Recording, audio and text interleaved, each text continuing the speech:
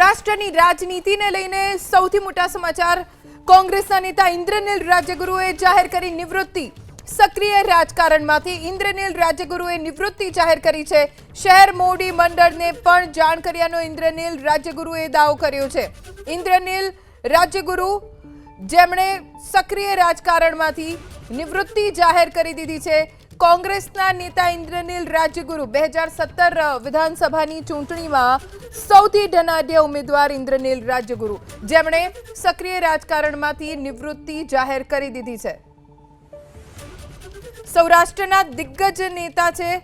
ઇન્દ્રનીલ રાજ્યગુરુ જેઓ જો કે તેમણે પોતાના રાજકીય કારકિર્દીમાંથી સ્વૈચ્છિક નિવૃત્તિ જાહેર કરી દીધી છે જે સૌરાષ્ટ્રના રાજકારણ માટે મોટા સમાચાર કહી શકાય વધુ જાણકારી અમારા સંવાદદાતા પરાક્રમસિંહ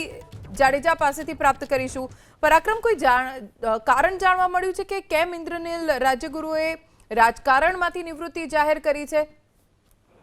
ચોક્કસ કારણ તો નહીં પરંતુ તેમને એવી વાત કરી છે કે હવે તેઓ નિવૃત્તિ લેવા માંગે છે પોતાની ઉંમરના કારણે અને રાજકારણ ઉપરાંત સામાજિક રીતે પણ તેઓ નિવૃત્તિ જાહેર કરવા માંગે છે તેમને તેવી ટેલિફોનિક વાતચીતમાં થોડી વાર પહેલા જ વાતચીત કરી ઇન્દ્રનીલ રાજ્યગુરુ એ જાણીતો ચહેરો છે સૌરાષ્ટ્રના અને એક કોંગ્રેસના અગ્રણી નેતા છે સાથે સાથે પૂર્વ ધારાસભ્ય પણ છે વિધાનસભામાં પણ જે તે સમયે ધારાસભ્ય હતા ત્યારે અનેક સવાલો તેમને ઉભા કર્યા હતા અત્યારે તેમને થોડી વાર પહેલા જ મીડિયા સાથે વાતચીત કરવાની મનાઈ કરી છે પરંતુ આ ઓફિશિયલ રીતે તેમને જે વાતચીત કરી છે કે તેઓ નિવૃત્ત થવા માંગે છે રાજકારણ ઉપરાંત સામાજિક રીતે પણ તેઓ નિવૃત્ત થવા માંગે છે અને સૌરાષ્ટ્રની રાજનીતિના મોટા સમાચાર કહી શકાય તેઓ હાઈ પ્રોફાઇલ બેઠક અને જે રાજકોટ પશ્ચિમ બેઠક પરથી લડ્યા હતા સાથે સાથે જે અલગ અલગ હોદ્દાઓ પર તે અત્યાર સુધી પ્રદેશથી લઈ અને સ્થાનિક કક્ષાએ મહાનગરપાલિકાથી લઈ અને સંગઠન સુધીના અનેક હોદ્દાઓ તેઓ અત્યાર સુધીમાં ભોગવી ચૂક્યા છે સાથે સાથે થોડા સમય માટે તે આમ આદમી પાર્ટીમાં પણ ગયા હતા